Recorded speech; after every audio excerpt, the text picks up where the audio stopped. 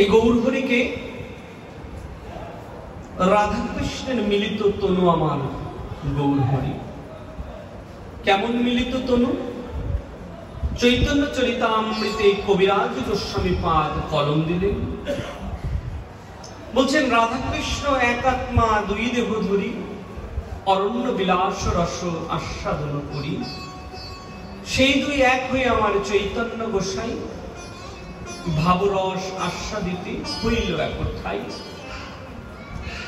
ভাবের রসকে আস্বাদন করবার জন্য গৌর আমার অবতীর্ণ হলেন নবদ্বীপ ধামে।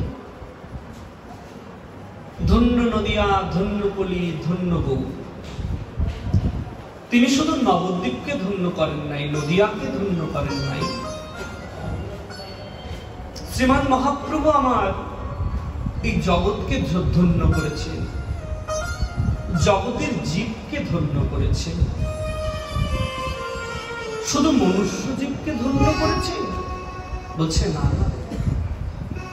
গৌর আমার অকাতরে কৃষ্ণ নাম বিলিয়ে এই জগৎকে তিনি ধন্য করেছেন। পাষাণ হৃদয়কে তিনি শীতল করেছেন। কেমন করে শীতল করলেন?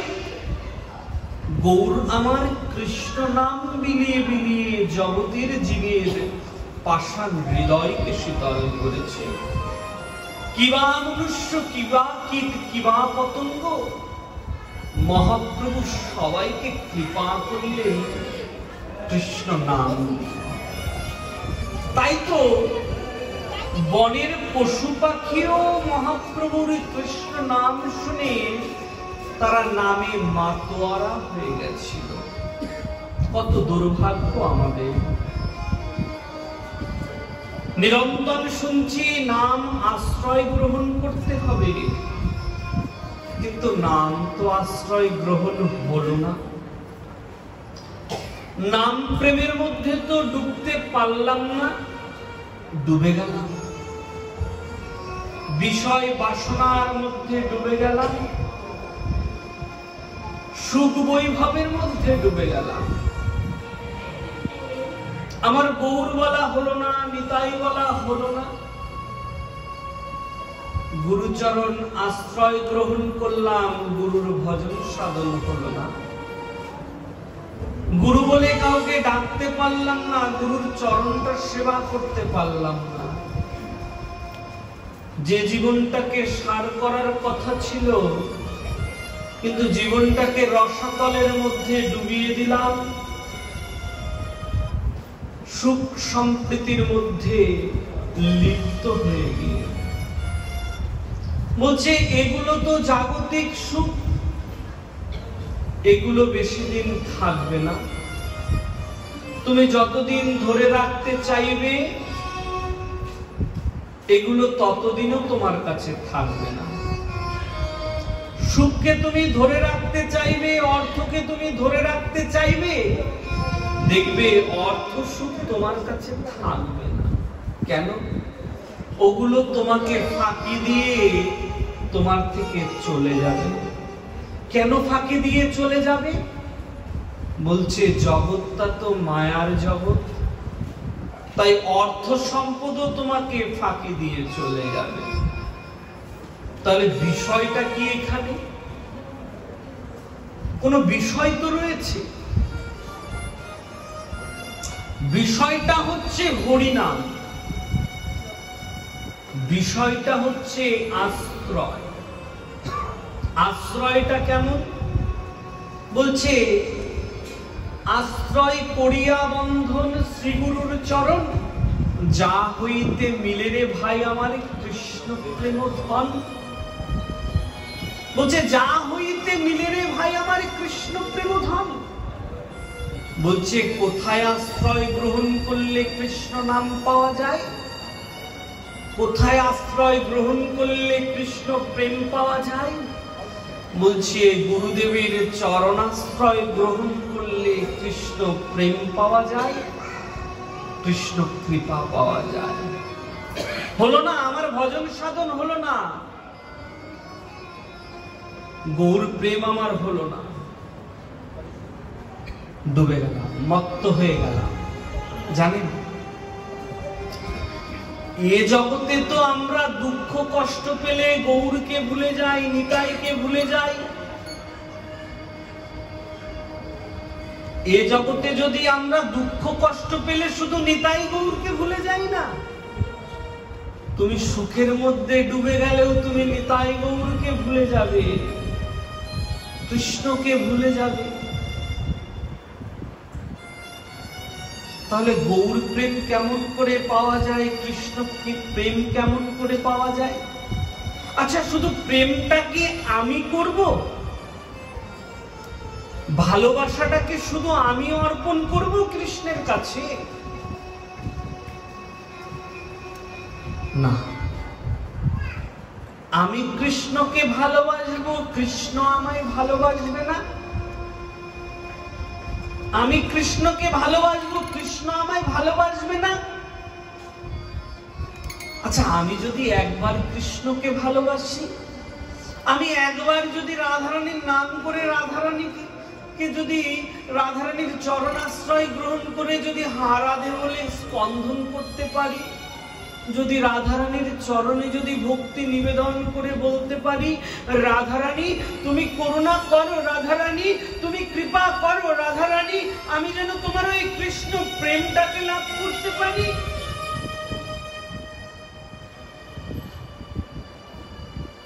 আমি ডাকলাম, কৃষ্ণ আমায় ডাকবে না? শুধু আমি ডাকবো? না না, কৃষ্ণ আমাকে ডাকবে গো। আমি ভুলে গেলেও কৃষ্ণ আমায় ভুলবে না। আমি যদি একবার গৌরকে ভালোবাসতে পারি, আমি যদি একবার গৌর প্রেমের মধ্যে ডুবে যেতে পারি, একবার যদি কৃষ্ণ প্রেমের মধ্যে ডুবে যেতে পারি, তারপরে গিয়ে যদি কৃষ্ণকে ভুলে যাই, কৃষ্ণ আমায় ভুলবে না, কৃষ্ণ আমায় ভুলবে না। এমনই দৃষ্টান্ত দিলেন, শ্রীমদ্ ভাগবতের মধ্যে উল্লেখ করলেন,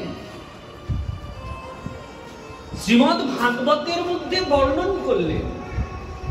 আমরা গৌরলীলা আস্বাদন করে মধুময় শ্রীরাম বৃন্দাবনে প্রবেশ করছি। বৃন্দাবনের যতক খেলা সর্বোত্তম নরলীলা, গোপবেশে বেণুকর নবকৌশল নটবর, রাখালিয়া বেশে আমার নন্দের নন্দ ব্রজেন্দ্র নন্দন।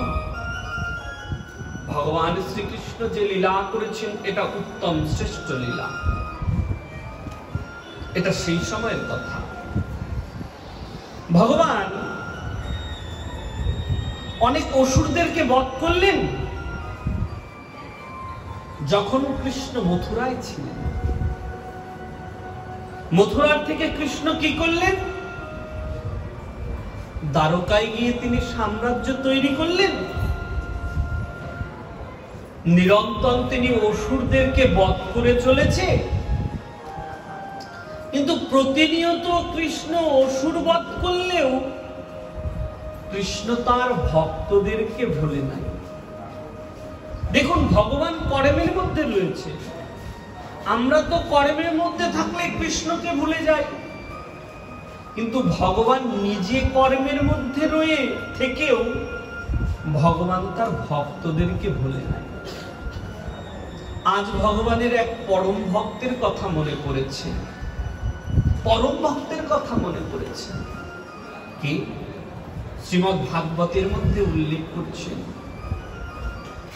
ভাগবতের মধ্যে বর্ণন করলেন, কৃষ্ণ স্বাসিদে সখা কশ্চিৎ ব্রহ্মণ্য ব্রহ্মোবিত্তম বিরক্তো ইন্দ্রিয়াতেষু প্রশান্ত আত্মজিতেন্দ্রিয়। বিরক্ত ইন্দ্রিয়াতেষু প্রশান্ত আত্মা জিতেন্দ্রিয়। বলছে কে? সেই পরম ভক্ত আর কেউ নয়। এই পরম ভক্ত জাতিতে ব্রাহ্মণ, নাম হচ্ছে সুধামা, নাম হচ্ছে সুদামা। আজ ভগবানের সুদামার কথা মনে পড়েছে। স্ত্রী রয়েছে, নাম হচ্ছে সুশীলা। স্ত্রীটা কেমন ভাগবতের মধ্যে বর্ণন করলেন। প্রতিব্রতা প্রতিপ্লাহা ম্লায়তা বদনেন। সুশীলাকে পরম প্রতিব্রতা বলা হয়েছে। আচ্ছা, বিরক্ত কাকে বলে? বিরক্ত কথার অর্থ কি গো? বলছে যার ধন নাই, অর্থ নাই, সম্পদ নাই, তাকে বিরক্ত বলা হয়েছে। কিন্তু সুদামার তো ঘর রয়েছে, স্ত্রী রয়েছে, সংসার রয়েছে, কিন্তু সুদামাকে বিরক্ত বলা হলো কেন? বিরক্ত বলতে আমরা কাকে বুঝি? ভাগবতের মধ্যে বর্ণন করছে, বলছে যার অর্থ নাই, সম্পদ নাই, তাকে বিরক্ত বলা হয়। কিন্তু সুদামার ঘর, স্ত্রী সবকিছু রয়েছে, তবুও সুদামাকে বিরক্ত বলা হলো কেন? বলছে বিরক্ত কাকে বলে? বিরক্ত কথার অর্থ কি? ভাগবতে বর্ণন করলেন, বিরক্ত ইন্দ্রিয়াতেষু প্রশান্ত আত্মা জিতেন্দ্রিয়। বলছে বিরক্ত ইন্দ্রিয়াতেষু প্রশান্ত আত্মা জিতেন্দ্রিয়। বলছে যে নিজের ইন্দ্রিয়কে সংযত করতে পেরেছে, তাকে বিরক্ত বলা হয়েছে। আমি অর্থ সম্পদ বৈভব ত্যাগ করে দিলাম, আমাকে বিরক্ত বলা যাবে না। কেন? আমার তো জিনিসের প্রতি লালসা রয়েছে।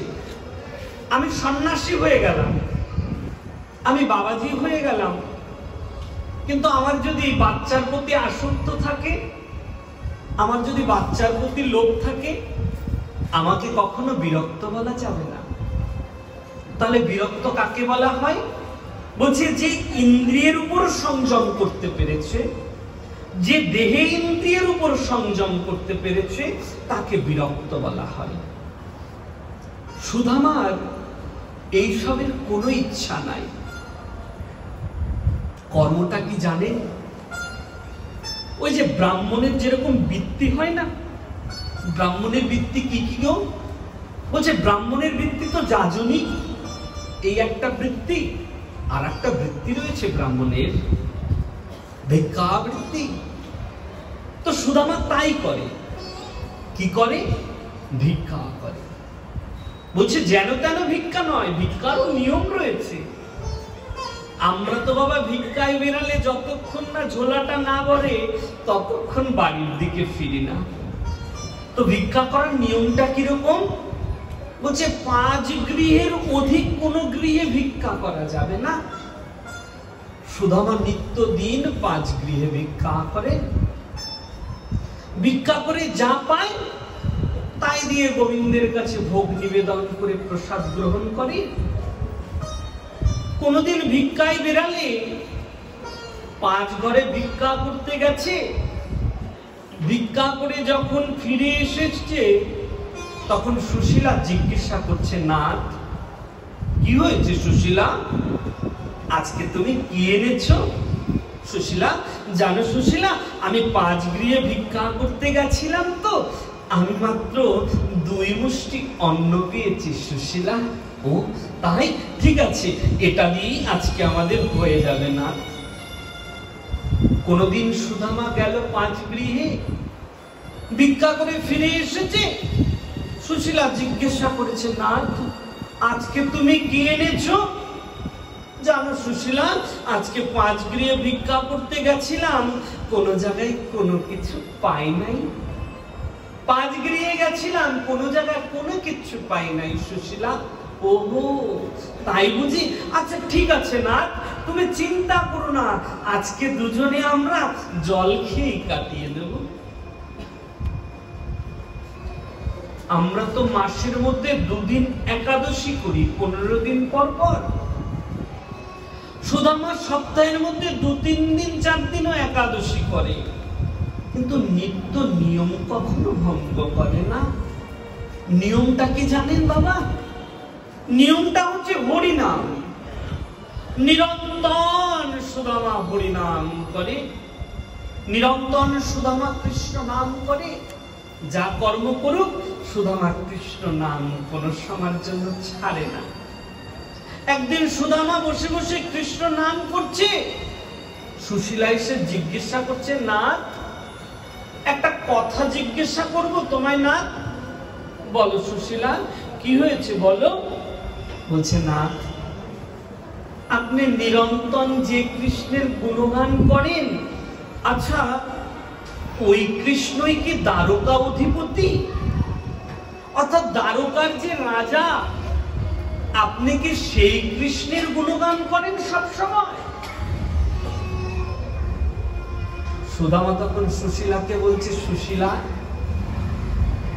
আমি শুধু তার গুণগান করি না সুশীলা, তোমাকে কোনোদিন বলা হয় নাই বাল্যকালে আমরা দুজনে গুরুগৃহে একসঙ্গে অধ্যয়ন করেছি, সে যে আমার পরম মিত্র সুশীলা। না, আপনি যার এত গুণগান করেন, প্রত্যেক দিন তার অষ্টপ্রহর নাম কীর্তন করেন, একটু একটু সময় নয়, বলছে অষ্টপ্রহর ভগবানের নাম করেন। আচ্ছা না, একটা কথা বলি, আপনার কি কখনো কোনো সময় ইচ্ছা করে না যে আপনার মিত্রের সঙ্গে, আপনার বন্ধুর সঙ্গে গিয়ে একটিবার দেখা করে আসি?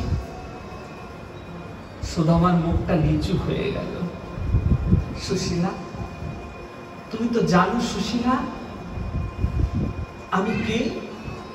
আমি দীনহীন দরিদ্র ব্রাহ্মণ, আর কোথায় সে লক্ষ্মীপতি দ্বারকা অধিপতি, কোথায় সে দ্বারকাধীশ?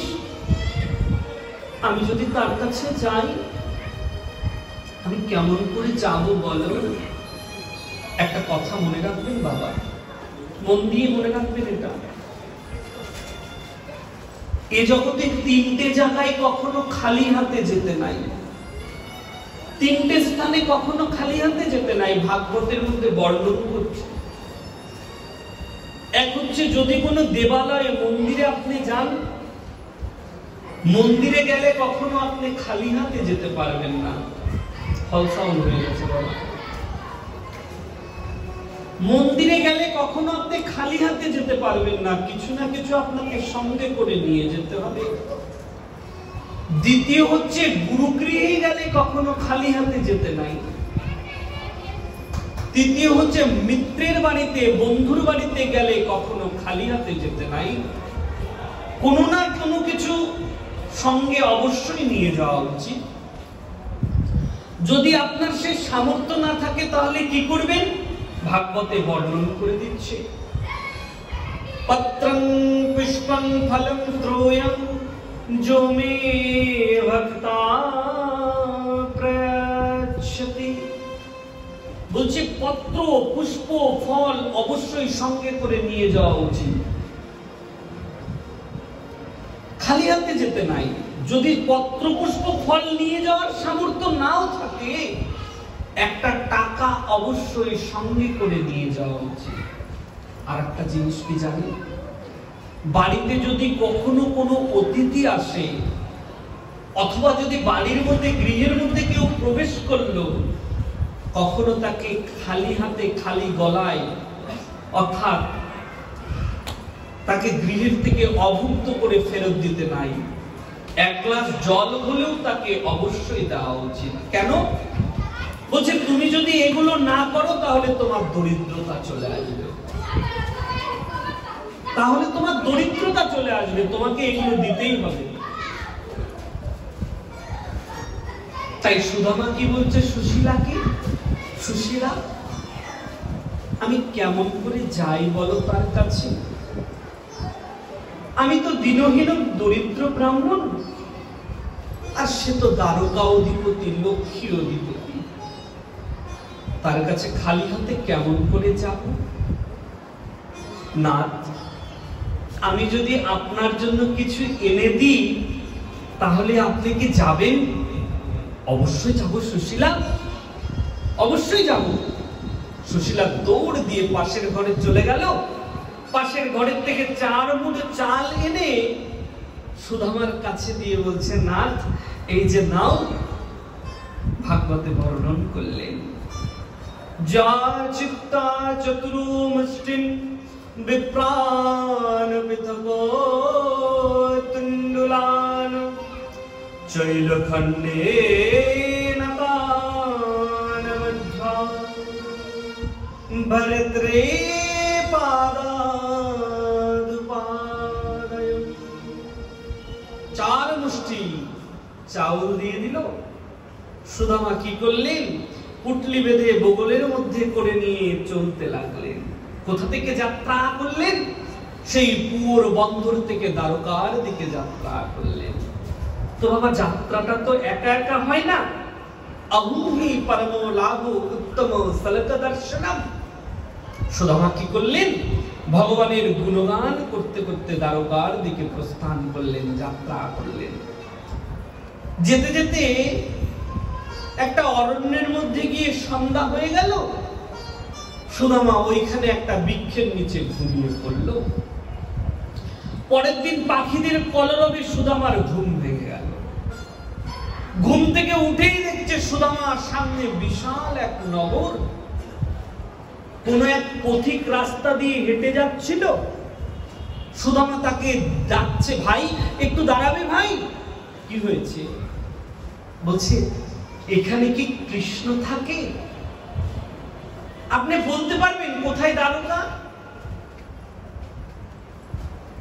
বলছে, দ্বারকা ওই যে সামনে যে সব থেকে বড় যে নগরটা দেখছেন না, এটাই তো দ্বারকা। ওহো, এটা দ্বারকা। আমি রাত্রেবেলায় কখন এসে যে ঘুমিয়ে পড়েছি আমি তো বুঝতেই পারিনি। কিন্তু তাই কি হয়েছিল?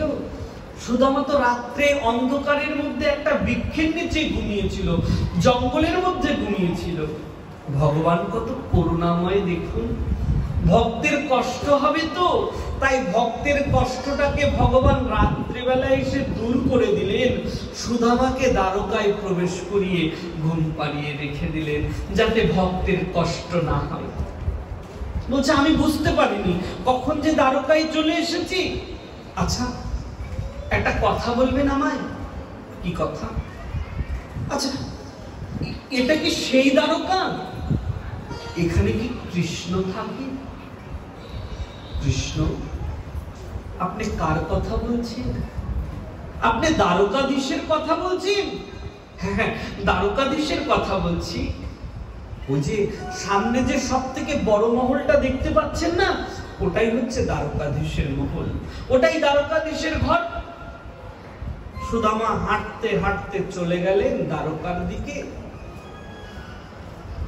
রাজ্যে প্রবেশ করবে। রাজ্যের 2 পাশে 2জন দ্বারপাল দাঁড়িয়ে রয়েছে। দ্বারপালরা সুদামাকে জিজ্ঞাসা করছে, আচ্ছা আপনি কে, কোথায় যাবেন? বলছে, আমি জানেন তো, আমি কানাইয়ের সঙ্গে দেখা করতে এসেছি। কানাই? কানাই বলে তো দ্বারকায় কেউ থাকে না। আপনি কার কথা বলছেন? বলছি, এই যে দ্বারকার যে রাজা রয়েছে না, আমি তার কথা বলছি। ওহো, তাকে তো এই দ্বারকায় কেউ কানাই বলে না, তাকে তো সবাই দ্বারকাধীশ বলে, যশোদানন্দন বলে, দেবকী নন্দন বলে। আপনি কানাই বলছেন? আপনি কে বলুন না। আমি কানাই কেন বলছি জানেন? আপনারা যাকে দ্বারকাধীশ বলছেন না, সে আমার বাল্য বন্ধু। গুরুকুলে আমরা একসঙ্গে অধ্যয়ন করেছি। ও তাই? আপনি বসুন, আমরা দ্বারকাধীশকে খবর দিয়ে আসছি। দ্বারপালরা দৌড়ে চলে গেলেন। ভগবান রাজমহলের মধ্যে, প্রাসাদের মধ্যে বসে রয়েছে। যখনই দাঁড়ি দৌড়ে দৌড়ে আসছে, কৃষ্ণ দাঁড়িকে দেখে জিজ্ঞাসা করছে, দ্বারপাল তোমরা এই সময় কি হয়েছে বলো? বলছে, জানেন আপনার জন্য আপনার সঙ্গে একজন দীনহীন দরিদ্র ব্রাহ্মণ দেখা করতে এসেছে। দীনহীন দরিদ্র ব্রাহ্মণ, কি নাম তার? তার নামটা কি যেন ও মনে পড়েছে। কি নাম তার? তার নাম কি বলেছে জানেন? বলেছে সে আপনার বাল্যবন্ধু। বাল্যবন্ধু? নাম কি? বলছে তার নাম সুদামা।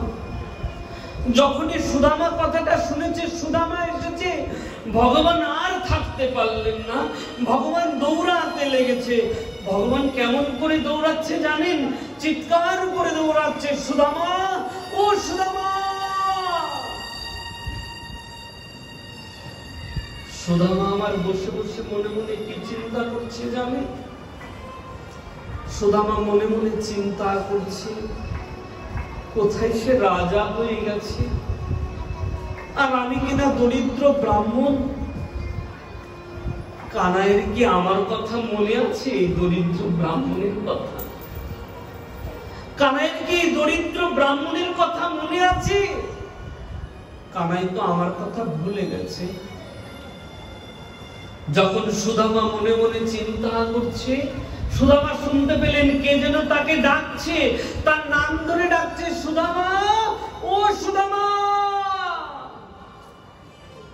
পিছন ঘুরে তাকিয়ে দেখলেন আর কেউ নয়, স্বয়ং দ্বারকাধীশ, অনন্ত কোটি ব্রহ্মাণ্ডের মালিক, অনাদিরাদি গোবিন্দ তার ভক্তের সঙ্গে দেখা করতে দৌড়ে আসছে।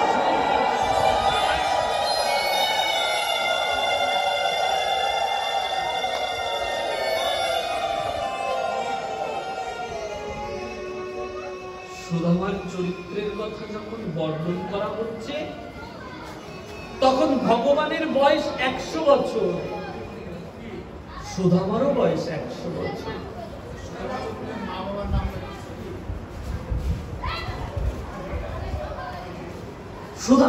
সুদামার মধ্যে যে কোনখান থেকে শক্তি চলে আসলো না, সুদামা নিজেই বুঝতে পারলেন না। সুদামাও দৌড়াতে লেগেছে। দৌড়াতে দৌড়াতে গিয়ে কৃষ্ণের কাছে গেলেন, ভগবান সুদামাকে জড়িয়ে ধরলেন। দেখুন, অনন্ত কোটি ব্রহ্মাণ্ডের মালিক সেই কৃষ্ণ দরিদ্র ব্রাহ্মণকে ভুলল না, তার বন্ধুকে ভুলল না, মিত্রকে ভুলল না। আর আমাদের তো একটু অর্থ হয়ে গেলেই আমরা পাশের বাড়ির লোককে ভুলে যাই। পাশের বাড়ির কথা কি বলবো গো? এক ভাই যদি ধনী হয়ে যায়, কালেক্টর হয়ে যায়, আর এক ভাই গরিব থাকলে সে ভাইয়েরই পরিচয় দিতে চায় না, এটা আমার ভাই। আর কৃষ্ণ দেখুন, অনন্ত কোটি ব্রহ্মাণ্ডের মালিক, সে দীনহীন ছিন্ন বস্ত্র পরে এসেছে। সুদামা যে বস্ত্রটা পরে এসেছে না, ছিন্ন বস্ত্র, রাস্তার মধ্যে কৃষ্ণ সুদামাকে জড়িয়ে ধরছে। জানেন, ভগবান এ জগতে কোনো কিছুর ভুকা না। दुर्योधन की मेहवा त्यागी सक्कत विदुर का घर में खाई।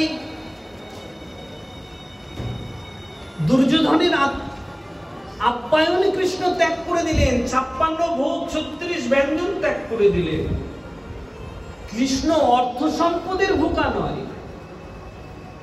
কৃষ্ণ কিসের ভুকা জানেন? কৃষ্ণ হচ্ছে প্রেমের ভুকা, ভাবের ভুকা। যখন ভগবান শ্রীকৃষ্ণ হস্তিনাপুরে পঞ্চপাণ্ডবদের দুধ হয়ে এসেছিল শান্তি প্রস্তাব নিয়ে যাওয়ার জন্য, দুর্যোধন কি করেছিল জানেন? কৃষ্ণের জন্য 56 ভোগ 36 ব্যঞ্জন তৈরি করে রেখেছে। আজকে কৃষ্ণ আসবে, কৃষ্ণকে কোথায় বসতে দেবে? দুর্যোধন কৃষ্ণের জন্য একটা সোনার সিংহাসন তৈরি করেছিল। যখন কৃষ্ণ দুর্যোধনের কাছে আসলো, দুর্যোধন বলছে বসুন, সোনার সিংহাসন দেখিয়ে দিচ্ছে। কৃষ্ণ বলছে, দুর্যোধন, আমি তোমার কাছে বসতে আসি নাই, তোমার কাছে একটা প্রস্তাব নিয়ে এসেছি, শান্তি প্রস্তাব নিয়ে এসেছি। আচ্ছা, ওই সব পরে হবে, প্রস্তাব আপনার জন্য 36 ব্যঞ্জন ভোগ টোক এগুলো তৈরি করে রেখেছি, আপনি একটু প্রসাদটা গ্রহণ করুন। দুর্যোধন, আমার ক্ষুধা নেই, আমি কিছু পাবো না দুর্যোধন। আর ওদিকে হস্তিনাপুরে ভগবানের একজন পরম মিত্র রয়েছে, পরম ভক্ত রয়েছে, যে নিরন্তর ঘরের মধ্যে বসে বসে কাঁদে, নিজের স্বামীকে বারবার বলে, একটিবার দ্বারকাধীশকে বলো না কোনোদিন যদি আমার ঘরে সে আসে। সে কে জানে, সে কে জানে? সে হচ্ছে বিদুরের স্ত্রী বিদুরানী। নিরন্তর ঘরে বসে বসে বিদুরানী কাঁদে, আর বিদুরকে কি বলে জানে?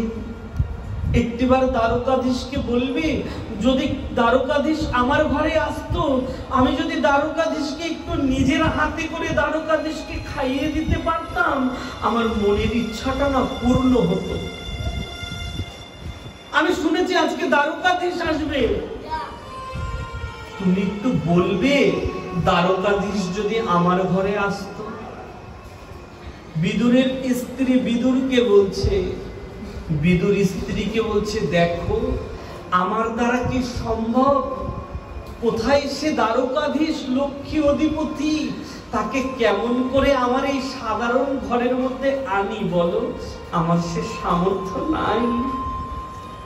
যখন বলছে সামর্থ্য নাই, বিদুরের স্ত্রী বলছে, আমি তো শুনেছি সে নাকি অনেক দয়ালু, সে বলে সবার ইচ্ছা পূরণ করে, আমার একটু মনের ইচ্ছাটা পূর্ণ করবে না? আমার খুব ইচ্ছা তাকে নিজের হাতে করে কিছু খাওয়াবো। দুর্যোধন তখন কৃষ্ণের প্রস্তাব শুনল না।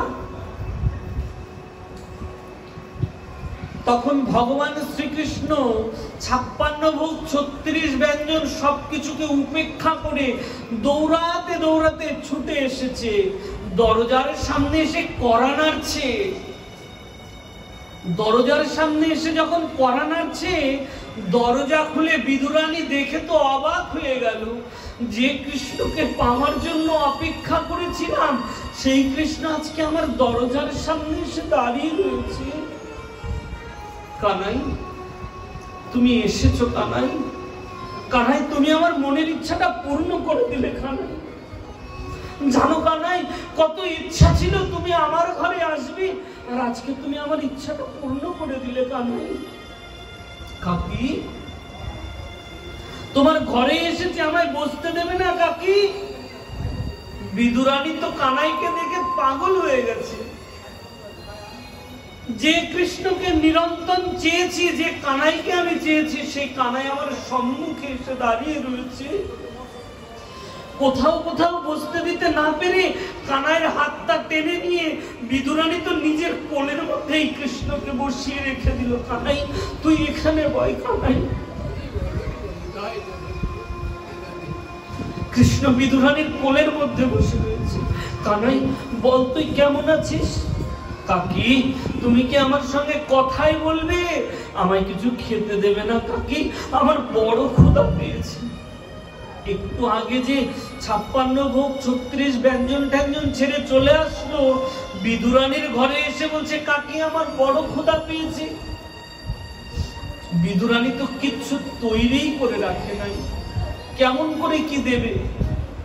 সামনে দেখলো কিছু কলা ছিল, বিদুরানী কলাগুলোকে নিয়ে ছুলে ছুলে কানাইয়ের হাতে তুলে দিচ্ছে। কানাই, তুই খা। কানাই কি দিচ্ছে জানেন? কলা দিচ্ছে না গো, কলাগুলোকে ছুলে ছুলে কলাগুলোকে ফেলে দিয়ে চোকলাগুলোকে হাতে দিয়ে বলছে, কানাই তুই খা। কৃষ্ণ সেগুলোকে হাতে নিয়ে মুখে দিয়ে খাচ্ছে। বিদুর যখন শুনতে পেয়েছে কৃষ্ণ দ্বারকাধীশ তার ঘরে গেছে, বিদুর সঙ্গে সঙ্গে দৌড়ে এসে দেখছে এ কি কাণ্ড। সঙ্গে সঙ্গে চিৎকার করে বলছে, এ তুমি কি করছো? নিজের স্ত্রীর হাতটা চেপে ধরে বলছে, তুমি কি পাগল হয়ে গেছো নাকি? কেন, কি হয়েছে? দ্বারকাধীশকে তুমি কি খেতে দিচ্ছ? কলা ফেলে দিয়ে চোকলা দিচ্ছ দ্বারকাধীশকে। বিদুরানী হাও হাও করে কাঁদতে লেগেছে, আর কানাইকে বলছে, কানাই রে কৃষ্ণ, আমি নয় পাগল হয়ে গেছিলাম, কিন্তু তুই তো আমার সঙ্গে পাগল হসনি, একটিবার তুই কেন আমায় বললি না? ভগবান বিদুরানীকে কি বলছে জানেন? কাকি, কাকি, তুমি আমাকে যত প্রেমে দিয়েছো তার থেকে অধিক প্রেমে আমি যে এটাকে গ্রহণ করেছি। কাকি, কাকি, তুমি যদি দেওয়ার সময় ভুলে যেতে পারো, আমি কেন নেওয়ার সময় ভুলে যেতে পারবো না? কাকি, ভগবান 56 ভোগ 36 ব্যঞ্জন কিছু চায় না জানে। কৃষ্ণ তো চায় একটু প্রেম, আর কিছু চায় না। কৃষ্ণ, কৃষ্ণ আর কিছু চায় না। কেউ যদি বদন ভরে তাকে একটু ডাকতে পারে, দুই বাহু তুলে যদি একটু বলতে পারে, কৃষ্ণ তুমি আমায় কৃপা,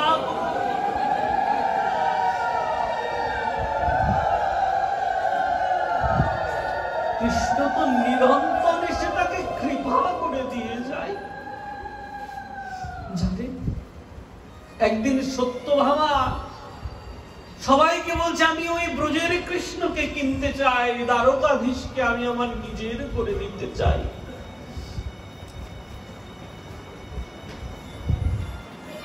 একটা দাঁড়িপাল্লা এনে রাজ্যের যত সম্পদ ছিল, সোনা ছিল, সত্যভামা সবকিছুকে দাড়ির মধ্যে চাপিয়ে দিয়ে কৃষ্ণকে আর এক পাশে বসিয়ে দিয়েছে। কেন? বলছে আমি কৃষ্ণকে পেতে চাই, কৃষ্ণকে কিনে নিতে চাই। কিন্তু কৃষ্ণকে বসিয়ে দিয়েছে, আর এক পাশে মণি মুক্তা হিরে জহরত সবকিছু দিয়েছে, কিন্তু কৃষ্ণের দাড়িটা এক বিন্দু উঠল না। এমন সময় দেবর্ষি নারদ এসেছে, এসে দেখছে সত্যভামা কৃষ্ণকে কিনতে চাইছে। দেবর্ষি নারদ সত্যভামাকে বলছে, সত্যভামা এ তুমি কি করছো? সত্যভামা, দেবর্ষি আমি কৃষ্ণকে আমার করে পেতে চাই। দেবর্ষি, তোমার করে পেতে চাও? কেমন করে? বলছে অর্থ সম্পদ, মণিমুক্তা হিরে জহরাত সবকিছু দিয়ে দিয়েছি, কিন্তু কৃষ্ণ যে আমার হলো না, কৃষ্ণ যে আমার হলো না, আমি যে কৃষ্ণকে আমার করে পেতে পারছি না।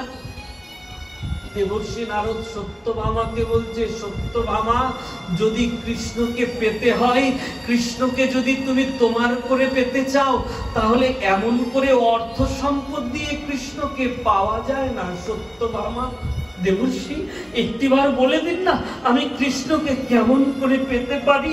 ওই কৃষ্ণকে আমার করে পেতে চাই। দেবর্ষি, সত্যভামা একটা কাজ করো, সত্যভামা তুমি তুলসী পত্র এনে দুই নয়নের জল দিয়ে ওই তুলসী পত্রের মধ্যে কৃষ্ণ নামটা লিখে অর্পণ করে দাও, দেখবে কৃষ্ণ তোমার হয়ে গেছে। কৃষ্ণ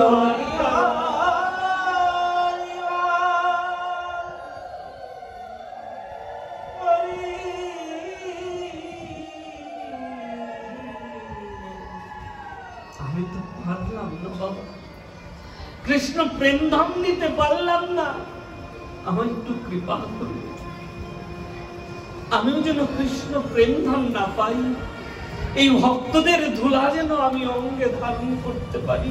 আমি আর কিছু চাই না বাবা। কেন জানি?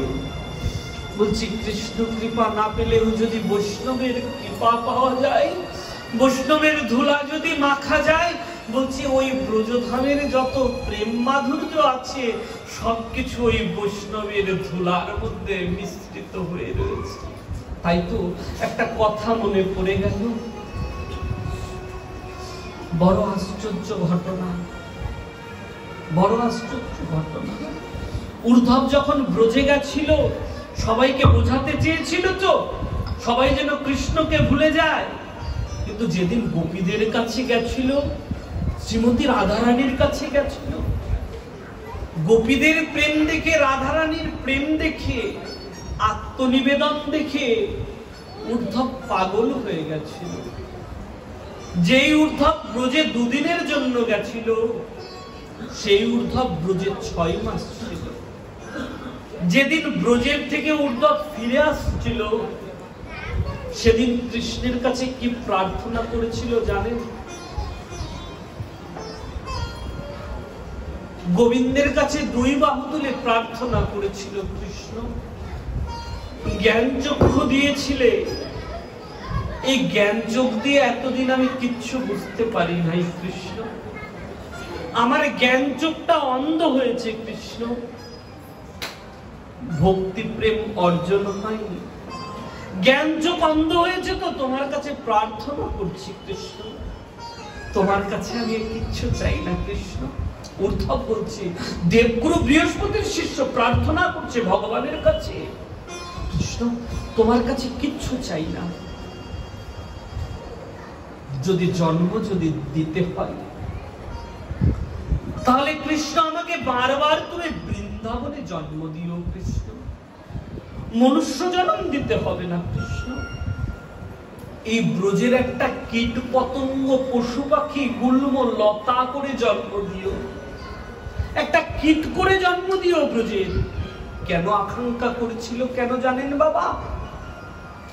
উদ্ধব গোবিন্দের কাছে প্রার্থনা করেছিল, গোবিন্দ যদি ব্রজে যদি একটা গুল্ম লতা হয়ে জন্ম নিতে পারি গোবিন্দ, আমি ব্রজের থেকে কিছু পাই আর না পাই, ওই ব্রজবাসীদের ধুলা তো আমি আমার অঙ্গে পাকতে পারবো।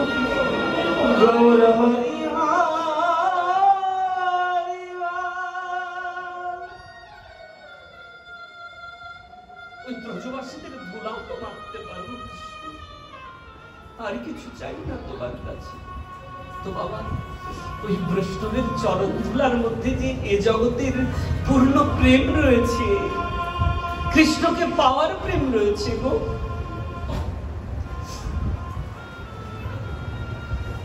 ভগবান তার ভক্তকে ভুলল না, শুধু আমাকে জড়িয়ে ধরেছে, জড়িয়ে ধরে বলছে, বন্ধু এতদিন পরে আমার কথা তোর বুঝি মনে পড়েছে বন্ধু?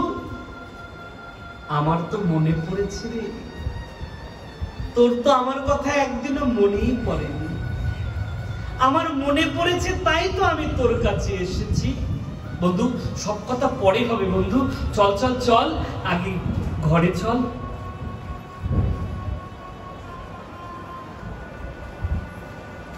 সুদামাকে নিয়ে এসে রাজ সিংহাসনের মধ্যে সুদামাকে বসিয়েছে। দেখুন শিক্ষা কাকে বলে। ভাগবত আমাদের শুধু মালা চন্দন তিলক শিক্ষা দিচ্ছে না, জীবনে চলার শিক্ষাটাও দিয়ে দিচ্ছে, নৈতিক শিক্ষাও দিয়ে দিচ্ছে। অনন্ত কোটি ব্রহ্মাণ্ডের মালিক, সে তার বন্ধু সুদামাকে, ব্রাহ্মণ বন্ধুকে রাজ সিংহাসনে বসিয়ে কৃষ্ণ তার চরণের সামনে বসে রয়েছে, চরণের সামনে বসে রয়েছে। রুক্মিণী দেবীকে ইশারা করলো, দেবী জল নিয়ে আসো, বিপ্রদেবের চরণটা তো ধৌত করতে হবে।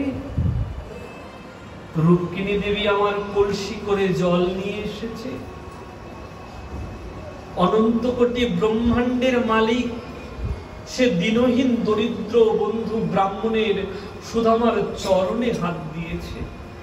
চরণটাকে হস্তের মধ্যে, এক হস্তের মধ্যে রেখে আর এক হস্ত দিয়ে চরণটাকে হাত বোলাচ্ছে। যখন বোলাতে বোলাতে দেখছি চরণের মধ্যে অনেক কাঁটার কাকর লেগে রয়েছে। যখন কাঁটা কাকর চরণের মধ্যে লেগে রয়েছে, তখন কৃষ্ণ আর ওই ভক্তের ব্যথা সইতে পারল না। দুই নয়ন দিয়ে কৃষ্ণ প্রেমবাড়ি বর্ষণ করে ভক্তের চরণটাকে ধরে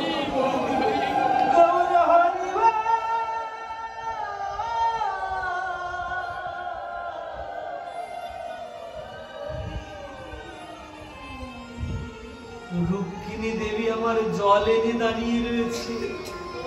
ওই জলের প্রয়োজন হলো না, কৃষ্ণ তার প্রেম নয়ন জল দিয়ে আজ ভক্তের চরণ ধৌত করে দিল। এই না হলে ভগবান, এই না হলে ভগবান। সুদামা কৃষ্ণের হাতটাকে ধরে বলছে, বন্ধু তুই নিচে বসে রয়েছিস কেন? বন্ধুর স্থান কি নিচে নাকি? বন্ধুর স্থান তো পাশে হয়, পাশে এসে বয়। ভাগবতের মধ্যে বর্ণন করলেন, ব্রহ্মণ্যে ব্রহ্মণ্যং কৃষ্ণং ভগবানং প্রহসন প্রিয়ম। ভগবান বলছে, ব্রহ্মণ্যে ব্রহ্মণ্যং কৃষ্ণং ভগবানং প্রহসন প্রিয়ম। ভগবানের অনেক প্রিয় ব্রাহ্মণ। সুদামাকে বলছে, বন্ধু আমার তো চরণের সামনেই বসার কথা, কারণ তুমি তো বিপ্র, আমার এটাই কর্ম তোমার চরণের সামনে বসবো। বলছে, না না অত কথা শুনতে চাই না, আজকে তুই আমার পাশে বসবি, আয়। কৃষ্ণকে পাশে বসিয়েছে, পাশে বসিয়ে কৃষ্ণকে বলছে, কানাই একটা কথা বলবো। কানাই বল বন্ধু, কি বলবি? বলছে, তোকে দেখতে না ঠিক ওই গুরুকুলে যেরকম দেখেছিলাম না, ঠিক একই রকম রয়েছিস। বন্ধু একটা কথা বলতো। কি কথা? বিয়ে টিয়ে হয়েছে নাকি? বলছে, মনে মনে চিন্তা করছে, বন্ধুকে কি বলবো বিয়ের কথা। বলছে, বন্ধু বিয়ে হয়েছে। বলছে, বিয়ে করলি আমায় বললি না? বন্ধু আমি যে বিয়ে করেছি মা বাবাকেই তো বলতে পারিনি ঠিক মতো, কেমন করে হয়ে গেল নিজেই জানি না। বলছে, একটু বৌদিদের সঙ্গে পরিচয় করিয়ে দিবি না? বলছে, হ্যাঁ দাঁড়া। রুক্মিণী দেবীকে ইশারা করলো, এসে প্রণাম করলো। যখনই প্রণাম করেছে, সুদামা আশীর্বাদ করছে, সৌভাগ্যবতী ভাব।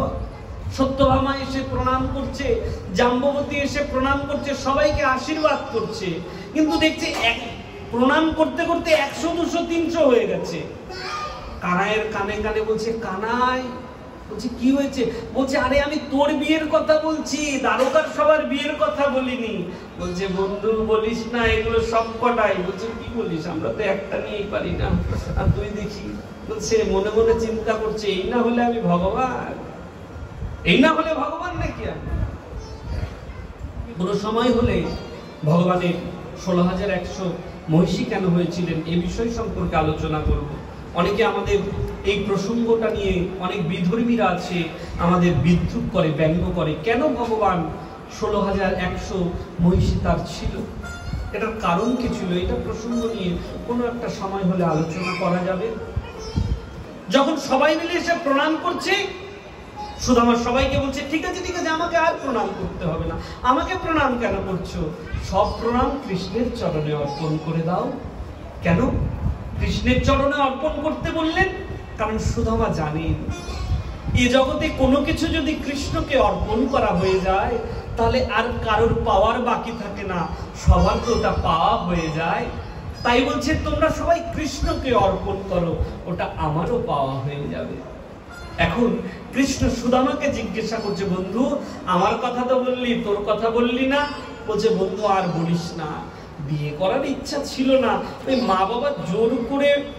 আচ্ছা ঠিক আছে, বুঝতে পেরেছি, বৌদিও নিশ্চয় তোর মতো সুশীল হবে। বলছে, শুধু সুশীল না রে, তার নামটাও তো সুশীলা। ওহো তাই বুঝি? তাহলে বৌদি নিশ্চয় আমার জন্য কিছু পাঠিয়েছে, খালি হাতে নিশ্চয় তোকে পাঠায়নি। কাহান দরিদ্র পাপিয়ঙ্ক কৃষ্ণ শ্রী নিকেতনা, কাহান দরিদ্র পাপিয়ং। আমি কোথায় দরিদ্র ব্রাহ্মণ, আর কোথায় লক্ষ্মীপতি দ্বারকা অধিপতি? ছি, তার সামনে কেমন করে 4 মুঠ চাল বের করে দিই? এটা সম্ভব?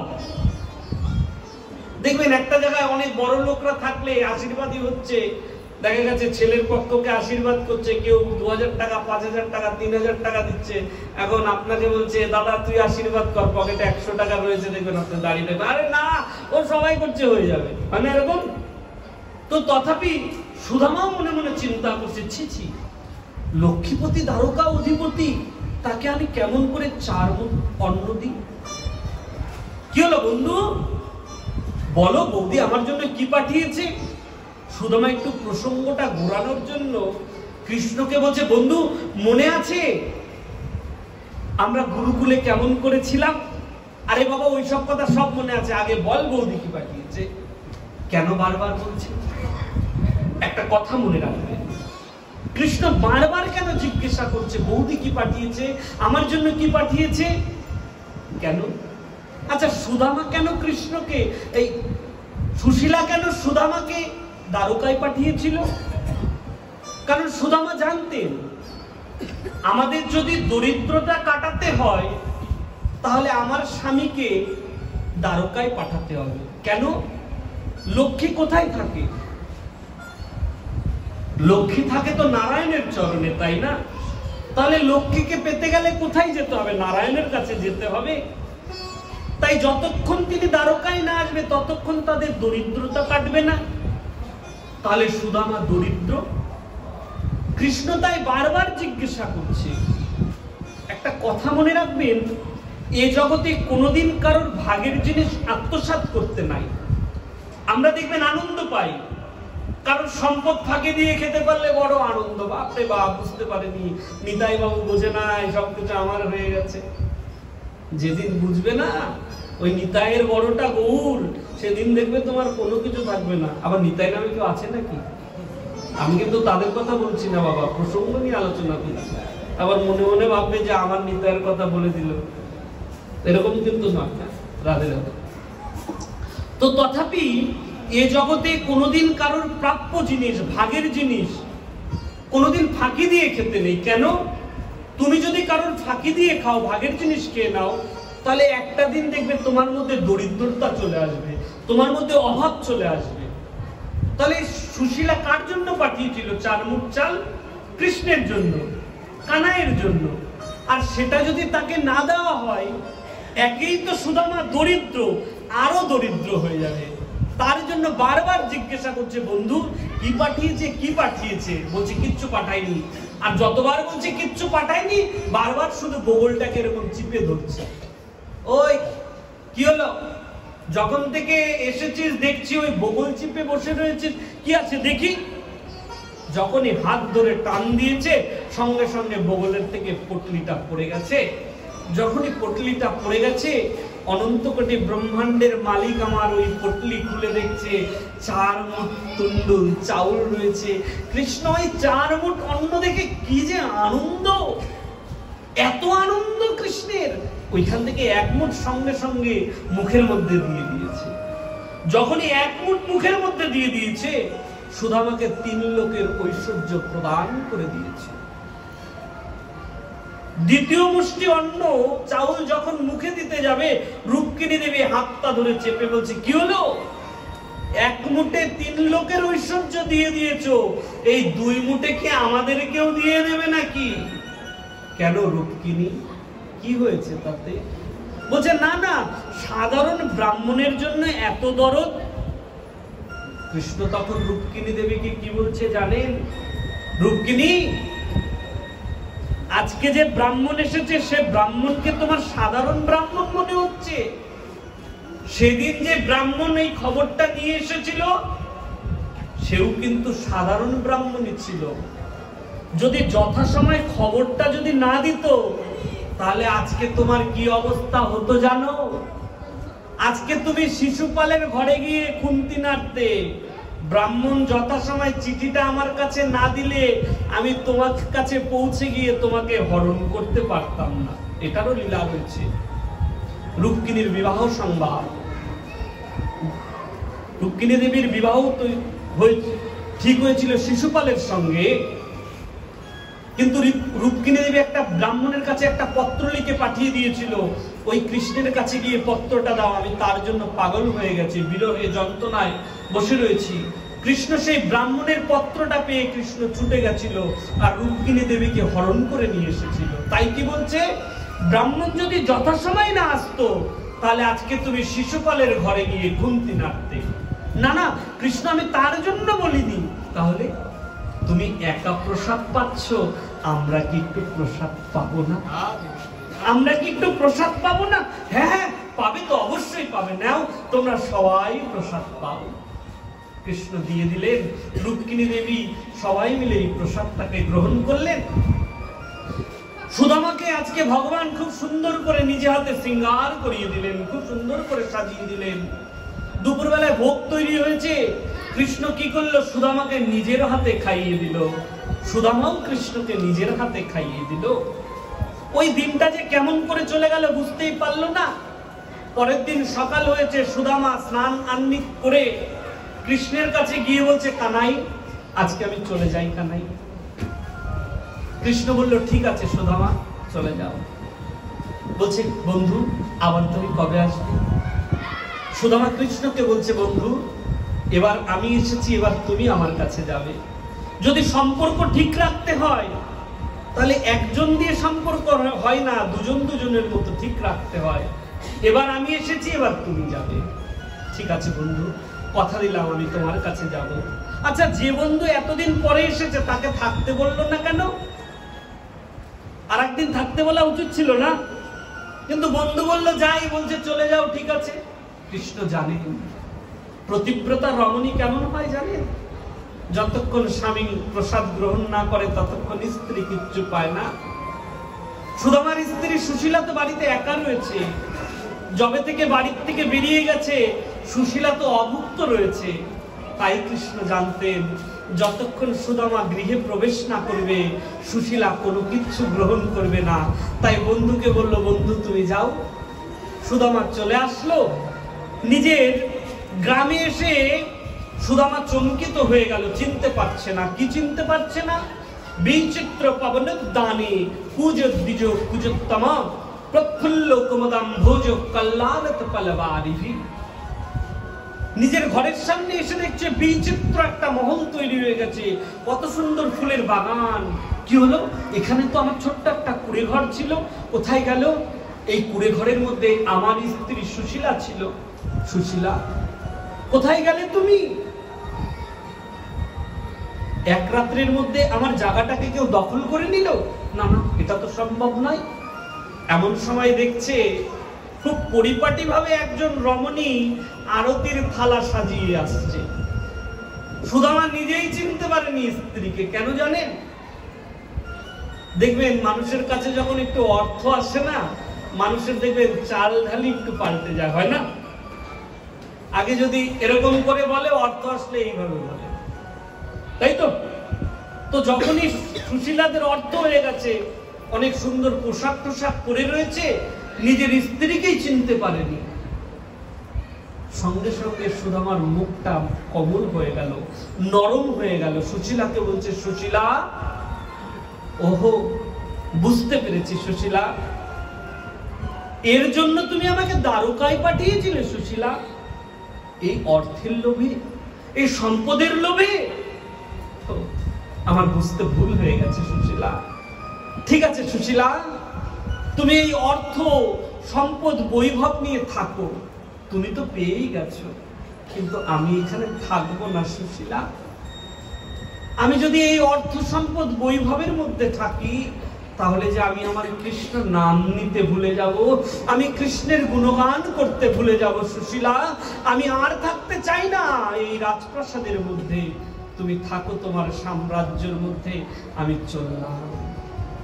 সুশীলা তখন সুদামাকে বলছে, নাথ আপনি কি ভেবেছেন আপনাকে ছেড়ে দিয়ে আমার এই রাজপ্রাসাদের মধ্যে সুখ হবে?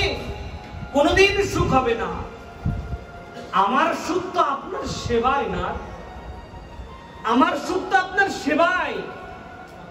রামচন্দ্রের একা বনবাস হয়েছিল, মা সীতা দেবীর বনবাস হয় নাই। কিন্তু মা সীতা দেবী বনবাসে গেছিলেন কেন? বলছে স্বামীর সুখেই তো আমার সুখ। আমি যত রাজপ্রাসাদের মধ্যে থাকি না কেন, আমার স্বামী যদি দুঃখ কষ্টের মধ্যে থাকে, এই সুখ আমার সুখ নয়, ওটা তো আমার নরক যন্ত্রণা। তাই তো সীতা দেবীর বনবাস না হও সত্ত্বেও তিনি রামচন্দ্রের সঙ্গে 14 বছরের বনবাস তিনি কাটিয়েছিলেন। তাই সুশীলাও বলছে, নাথ আপনি কি ভেবেছেন এই অর্থ সাম্রাজ্যের মধ্যে থেকে আমি সুখে থাকবো? আপনি যেখানে থাকবেন আমিও সেখানে থাকবো নাথ, চলুন। আজ সুশীলা সুদামা দুজনেই অর্থ সম্পদ ত্যাগ করে দিয়ে চলছে কৃষ্ণ ভজন করতে। যখন রাস্তা দিয়ে হাঁটছে সুদামা আবার শুনতে পেল কে যেন তাকে ডাকছে, সুদামা, ও সুদামা। পিছন ঘুরে তাকিয়ে দেখলো স্বয়ং দ্বারকাধীশ আবার চলে এসেছে। সঙ্গে সঙ্গে সুদামা দৌড়ে গিয়ে দ্বারকাধীশের কাছে গিয়ে দ্বারকাধীশের চরণ ধরে কাঁদতে কাঁদতে বলছে, কানাই, আমি তোর কাছে যেতে এত দেরি করলাম, কিন্তু তুই আমার কাছে আসতে দেরি করলি না কানাই। সুদামা, তুই কোথায় যাচ্ছিস? বলছে, কানাই রে, ওই সুখের মধ্যে, সাম্রাজ্যের মধ্যে থেকে যে আমার তোর ভজন হবে না, আমি যে তোর গুণগান করতে পারবো না, তাই সবকিছু ত্যাগ করে দিচ্ছি রে। কৃষ্ণ তখন সুদামাকে কি বলছে জানেন? বন্ধু, এ জগতে বিষয়, সম্পদ, বৈভব সবকিছু ভোগ করো, কিন্তু আমাকে অর্পণ করে তুমি ভোগ করো, তাহলে দেখবে তোমার জীবনে কোনোদিন দুঃখ, কষ্ট, দরিদ্রতা আসবে না। তুমি যদি চিন্তা করো অর্থ আমার, সম্পদ আমার, বৈভব আমার, তখনই তোমার দরিদ্রতা আসবে, কষ্ট আসবে।